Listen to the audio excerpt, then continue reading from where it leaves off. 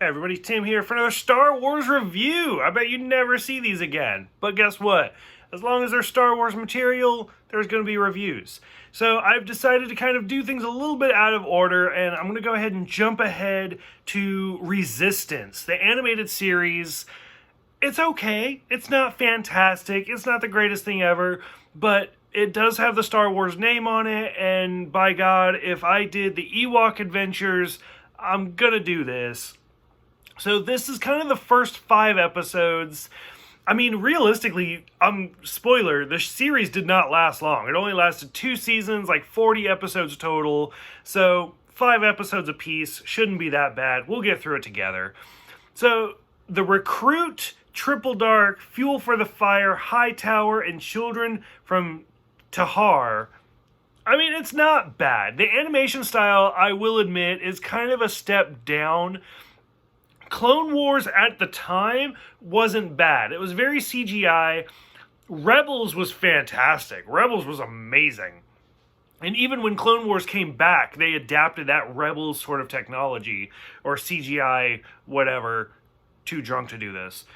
But Resistance it looks more hand-drawn, but it's like, it looks hand-drawn, but it's clearly computers. So it's not terrible, but it's not fantastic either. We meet Kaz, the main character of the show, working with Poe Dameron. Like I said, technically, I haven't done the reviews for 7, 8, and 9, so like, Poe Dameron, who's that? We know who Poe Dameron is. It's not a secret. So we get that. The Kaz's line of like, my father's a senator, I can't join the resistance. Really? So we get stuff like that. So Kaz ends up going to the Colossus to be a spy. It's kind of like a little station on like what looks like an ocean planet. We meet some great characters like Aunt Z, who is amazing, and Niku and Jaeger, and Yaz, who's fantastic. We find out that Niku cannot detect sarcasm. So, if you will, they're both owned by Disney. He's the Drax of the series. Like, sarcasm doesn't go over me. I'm too quick. I'll catch it. So we get that, and ends up forcing Kaz to, like, race, because he's the best known pilot in the galaxy. Whatever.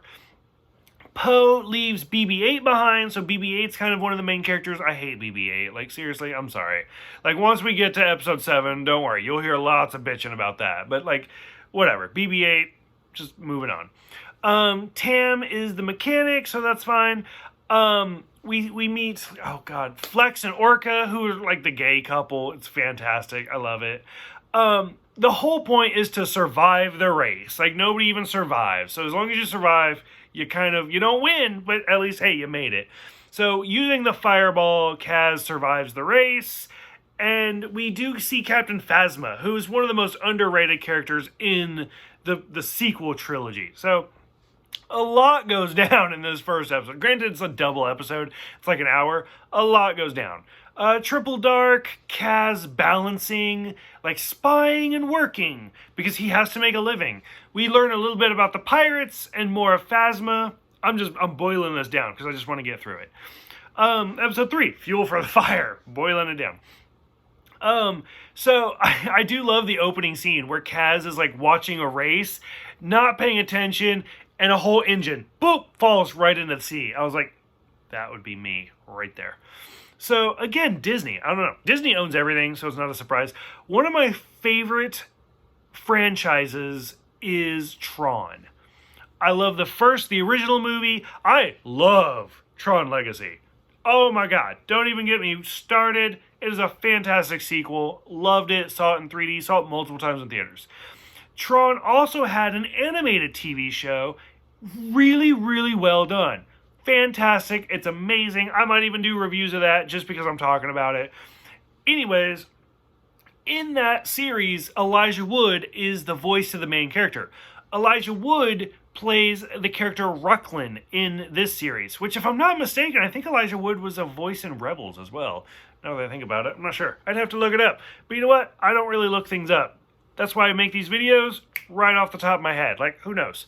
That's a lot of these videos, I'm wrong in a lot of the facts, but I'm drinking, I'm watching TV. This is what it's like to be inside my head. So Elijah Wood plays Ruckland. It's great. We learn a little bit more about Yeager, and he was a racer, and he even brings up the Battle of Jakku. So again, kind of tying it in to episode 7. Episode 4 of this movie, The High Tower. They're rationing energy for 100 hours, trying to get to the upper levels of the deck. Who cares? Boring episode. Moving on.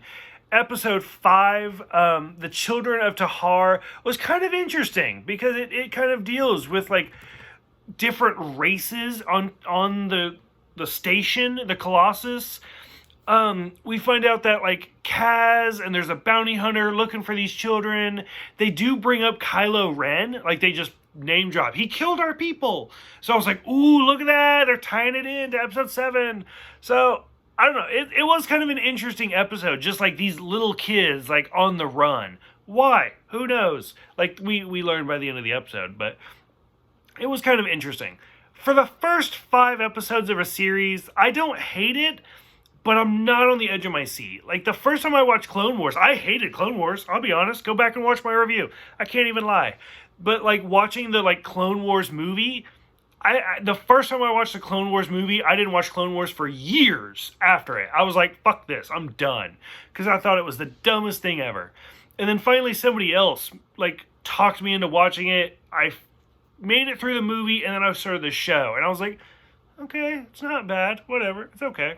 And then I ended up loving it. I thought it was great. Rebels, I sat and I watched it, and I was like, okay, this is good. This is really good. I like this. And so I was into Rebels pretty quickly. So I'm not going to turn this off immediately like I did Clone Wars, even though I came back to it. But I would say it's not bad. It's interesting, but it's not terrible. So I'm curious what you guys think. I feel like most people don't even talk about this show. So what do you think about all of these characters? Lots of new characters. Thank you guys for watching. Thank you guys for subscribing. And I will see you guys next time for episodes 6 through 10.